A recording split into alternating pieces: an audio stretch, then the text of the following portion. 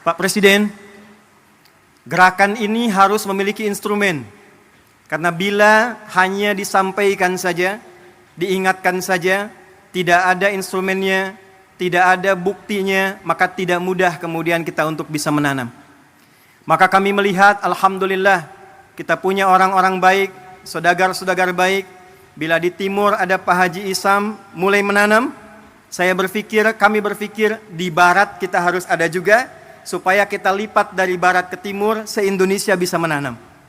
Maka kami memohon kesediaan Haji Setiawan Ikhlas, UKP Presiden, untuk minta agar lahan di barat itu bisa kami gunakan sebagai riset. Alhamdulillah Pak Presiden, kami hanya minta pinjam, beliau berikan, ini utuh untuk digunakan sebagai riset demi kepentingan bangsa dan negara.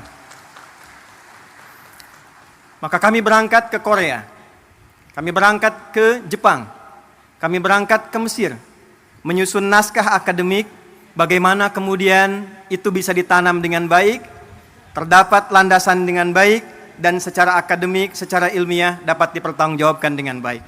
Maka Pak Mentan, dapatlah lahan ini. Tidak mudah mengolah lahan ini karena ternyata ini PMK. Lahan yang mustahil dan sulit bisa ditanam. Maka apa yang kami lakukan? Setelah merenung, kita duduk, Bapak boleh cek ke Pak Mentan, Bapak boleh cek ke dinas, bagaimana status lahan ini, apakah punya potensi untuk ditanam. Pak Mentan dari kemarin tanya Pak Presiden, Pak Ustadz ini pupuknya pupuk apa? Karena ini anomali, lahan yang tak mungkin bisa ditanam, tiba-tiba bisa tumbuh Pak, 7.200 meter persegi. Maka saya katakan, saya buka hari ini metode dan pupuknya adalah pupuk Pancasila yang berdasarkan pada Astacita. Sila pertamanya Pak, ketuhanan yang Maha Esa. Maka kita implementasikan, kami undang juga saudara-saudari kami, yang saudara dari Kristen, yang saudara dari Hindu, saudara dari Buddha, juga yang lain-lainnya supaya kita bersatu padu dalam konsep menanam ini secara universal, dalam nilai keislaman. Tadi Bapak mendengarkan ayat Al-Quran di surat Yusuf ayat 44, yang kurang lebih maknanya, mestilah di satu negeri itu kalau ingin kokoh, harus kokoh ketahanan pangannya, harus mulai menanam supaya rakyatnya tidak lapar dapat makan, dan punya visi ke depan yang jauh. Maka kami berkumpul, berdoa minta.